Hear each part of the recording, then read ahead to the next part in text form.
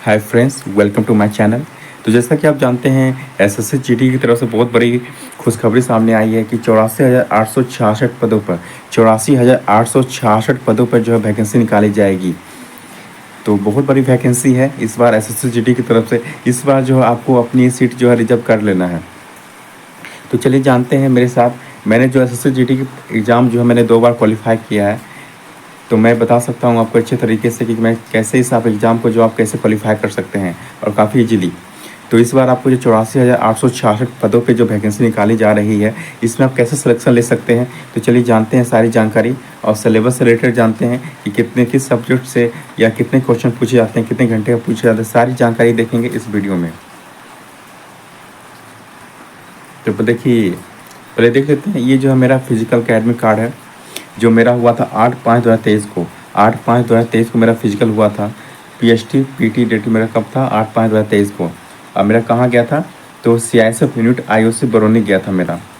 तो बरौनी मेरा जो फिजिकल का मतलब हुआ था और 4:30 मेरा रिपोर्टिंग टाइम था। तो ये मेरा फिजिकल का एडमिट कार्ड था मेरा।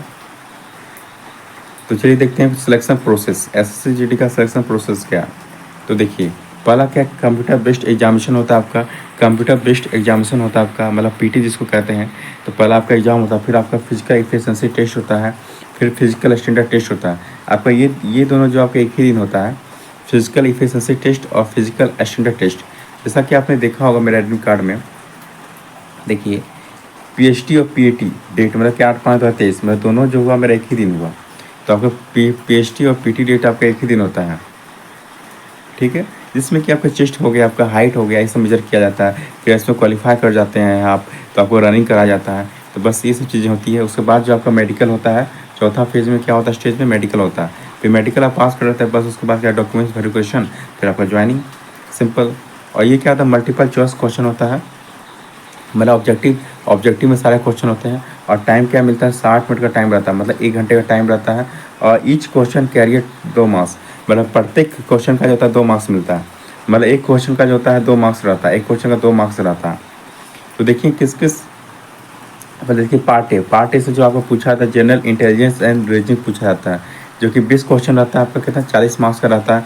फिर पार्ट बी में जो है general awareness and general knowledge GK GS पूछा जाता है, आपका 20 क्वेश्चन रहता है, 40 मार्क्स का रहता है। आपको बताया गया था कि प्रत्येक क्वेश्चन का 2 मार्क्स रहता है। अब पार्ट देखते हैं, पार्ट सी में देखते हैं। इसमें एलिमेंट्री मैथमेटिक्स, मतलब मैथ से जो आपका 20 क्वेश्चन पूछा जाता है और ये कितना मार्क्स का रहता है, 40 मार्क्स का रहता है। अब पार्ट बी में देखते हैं इंग्लिश और हिंदी। ये भी क्या आपका, इंग्लिश हिंदी में आप कोई भी चूज़ कर सकते हैं। अगर आप आपका हिंदी में नॉलेज है तो आप हिंदी चूज़ कर सकते हैं। आपको इंग्लिश में नॉलेज तो इंग्लिश चूज़ सकते हैं। दोनों में से आप किसी एक में एग्जाम दे सकते हैं। तो आपको जिसमें नॉलेज है आप उसको चूज़ कर सकते हैं। तो आपका हिंदी या इंग्लिश में आपका जो होता है 20 क्वेश्चन पूछा जाता है और 40 मार्क्स का रहता है। टोटल जो है आपका 80 क्वेश्चन पूछा जाता है। कितना मार्क्स का, 160 मार्क्स का। टोटल आपका 80 क्वेश्चन पूछा जाता है, आपको 160 मार्क्स का पूछा जाता है। और टाइमिंग क्या मिलता है आपको 1 घंटा मिलता है। टाइमिंग क्या मिलता है, 1 घंटा, मतलब 60 मिनट का टाइम मिलता है। और ईच प्रत्येक क्वेश्चन का 2 मार्क्स रहता है। और पूरा जानना चाहते हो कि निगेटिव मार्किंग क्या होता है इसका, तो इसका निगेटिव मार्किंग कितना होता है, 0.5 होता है।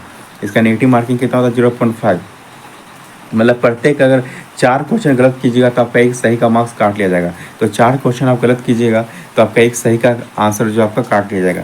तो ये आपका निगेटिव मार्किंग रहता है, इसमें एसएससी जीडी में रहता है। तो चलिए जानते हैं थोड़ा सा फिजिकल से रिलेटेड। पहले एजुकेशन क्वालिफिकेशन जान लेते हैं। क्वालिफिकेशन तो इसमें 10 सिंपल, आपका 10 पास। अगर आप 10 पास है तो इस फॉर्म को आप इजीली फिल कर सकते हैं। और देखिए इसका थोड़ा जान लेते हैं हाइट वगैरह। हाइट क्या है इसका, तो अगर मेल आप कैंडिडेट हैं आप, तो जनरल ओबीसी या एससी कैटेगरी से आप आते हैं तो आपका 170 सेंटीमीटर आपका हाइट होना चाहिए। अगर आप मेल हैं, अगर एसटी कैटेगरी से आप आते हैं तो 162.5 सेंटीमीटर आपका हाइट होना चाहिए। अगर आप फीमेल हैं तो जनरल ओबीसी एससी कैटेगरी से हैं तो आपको 157 सेंटीमीटर आपको हाइट चाहिए। अगर आप फीमेल में हैं, एसटी कैटेगरी से हैं, तो आपको 150 सेंटीमीटर आपको हाइट चाहिए। चेस्ट का देख लेते हैं हम। अगर आप मेल कैंडिडेट हैं, जनरल ओबीसी या एससी कैटेगरी से आते हैं तो आपको 80 से 85 सेंटीमीटर आपको चेस्ट का मतलब चाहिए। मतलब 80 जो आपको सिंपल नॉर्मल आपको चेस्ट रहना चाहिए। और फुलाने बाद जो आपका 5 सेंटीमीटर आपका इंक्रीज़ करना चाहिए। फुलाने बाद जो 5 सेंटीमीटर आपका जो है बढ़ना चाहिए। मतलब 80 से आपका क्या 85 हो जाना चाहिए। मतलब नॉर्मल जो आपका 80 से कम 1 सेंटीमीटर या 0.1 सेंटीमीटर भी नहीं रहना चाहिए। आपका 80 से कम नहीं रहना चाहिए आपका, और फुलाने बाद जो 5 सेंटीमीटर बढ़ना चाहिए, तो 80 से 85 हो जाना चाहिए। और मेल अगर आप एसटी के हैं तो आपको 76 होना चाहिए, और फुलाने बाद कितना होना चाहिए आपका 80 होना चाहिए, फुलाने बाद कितना होना चाहिए 80 होना चाहिए। अगर आप फीमेल हैं तो फीमेल के लिए जो आपका चेस्ट जो होता है मेजरमेंट नहीं होता है। और रनिंग का देख लेते हैं, अगर आप मेल कैंडिडेट हैं तो 5 किलोमीटर जो आपको 24 मिनट में आपको कंप्लीट करना है। 5 किलोमीटर रनिंग जो आपको 24 मिनट में आपको कंप्लीट करना है। ये मेल कैंडिडेट का रनिंग का है। और फीमेल कैंडिडेट अगर आप हैं तो 1.6 किलोमीटर जो आपको 8 मिनट 30 सेकेंड, मतलब 8.5 मिनट में जो आपको 1600 किलोमीटर जो 1600 मीटर जो है आपको कंप्लीट करना है। 1.6 किलोमीटर मतलब आपको 1600 मीटर, मतलब 1600 मीटर जो आपको 8 मिनट 30 सेकेंड में आपको क्वालिफाई करना है। तो चलिए जान लेते हैं वैकेंसी रिलेटेड जानकारी जान लेते हैं। तो देखिए काफ़ी अच्छी वैकेंसी, काफ़ी बड़ी वैकेंसी है। 84,866 पदों पर जो वैकेंसी, 84,866 पदों पर वैकेंसी। तो देखिए सीआरपीएफ का जो है 29,283 पोस्ट मतलब वैकेंसी आएगी। बीएसएफ का जो 19,987, आईटीबीपी का 4142, और एसएसबी का जो है 8273, और सीआईएसएफ का जो 19,475, और असम राइफल का कितना है 2706। तो काफ़ी बड़ी वैकेंसी है। तो आपको इस बार जो आपको सिलेक्शन ले ही लेना है, क्योंकि ऐसा इन फ्यूचर आपको वैकेंसी आपको देखने को बहुत कम ही मिलेगी आपको। तो काफ़ी बड़ी वैकेंसी है। इसका जो फॉर्म फिल होना आई थिंक नवंबर से स्टार्ट हो जाएगा। कहीं कहीं सूत्रों में बताया जा रहा है कि नवंबर से जो आपका फॉर्म जो है आपका फिल होना स्टार्ट हो जाएगा इसका। तो काफ़ी बड़ी वैकेंसी है। तो जैसे मैंने जैसे 2 बार क्वालिफाई किया है, एसएससी जीडी का एग्ज़ाम क्वालिफाई किया है, तो मैं आपको सारा प्रिपरेशन आपको बेहतरीन तरीके से करा सकता हूँ। और आप इस चैनल पे अगर आप नए हैं तो इस चैनल को सब्सक्राइब कर लीजिएगा। आपको आने वाले दिनों में जो आपको एसएससी जीडी से रिलेटेड या सारे एग्जाम से रिलेटेड आपको काफ़ी अच्छे कंटेंट प्रोवाइड किए जाएंगे, काफ़ी अच्छे प्रिपरेशन कराए जाएंगे। तो इस चैनल को सब्सक्राइब कर लीजिएगा। इसमें बस कुछ नहीं करना है, एसएससी जीडी को आप क्वालिफाई करना है। बस ये 4 चीज़ों पर जो आपको बस कमांड रखना है। जनरल इंटेलिजेंस एंड रीजनिंग पे अच्छे कमांड, रीजनिंग आपके ठीक ठाक लेवल के रहते हैं, कोई इतने आप बड़े लेवल के नहीं, आपकी बैंकिंग लेवल के आपके रीजनिंग नहीं रहते हैं, सिंपल रहते हैं। तो आप इजीली बना सकते हैं। रीजनिंग का प्रिपरेशन कराया जाएगा आपको चैनल पे कराया जाएगा। फिर जीके जीएस का भी प्रिपरेशन कराया जाएगा आपको। मैथ का जीके जीएस में आपका जो है जीके उतना कोई खास नहीं रहता है, लेकिन जीएस का लेवल ठीक ठाक रहता है आपका, ईजी टू मॉडरेट रहता है। तो जीएस का लेवल मतलब साइंस का लेवल अच्छा रहता है। और मैथ जो आपका आप एसएससी लेवल का मैथ बना रहे हैं तो काफ़ी वो आपका काफ़ी आपके जीडी के लिए हिंदी इंग्लिश में प्रिपरेशन कर सकते हैं। तो सारे प्रिपरेशन जो आपको इस चैनल पर कराए जाएंगे, आप एसएससी जीडी से रिलेटेड या सारे एग्जाम से रिलेटेड आपको इस चैनल पर सारे प्रिपरेशन कराए जाएंगे। तो इस चैनल को आप सब्सक्राइब कर लीजिएगा, आपको सारे प्रिपरेशन चैनल पर कराए जाएंगे।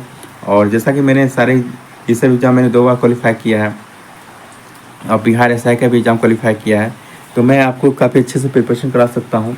तो इस चैनल पे बने रहें। और आपने समझ किया कि इसका क्या सिलेक्शन प्रोसेस आपका किस किस जो सब्जेक्ट से आपका सवाल पूछा जाता है आपका, वो भी आपको आगे बताया जाएगा। आपने जान लिया है कहाँ से आपका कितने सवाल पूछे जाते हैं और किस कैटेगरी सवाल पूछे जाते हैं, आपका हाइट क्या होता है, आपका सारा फिजिकल से रिलेटेड आपने जान लिया सारी चीज़ें।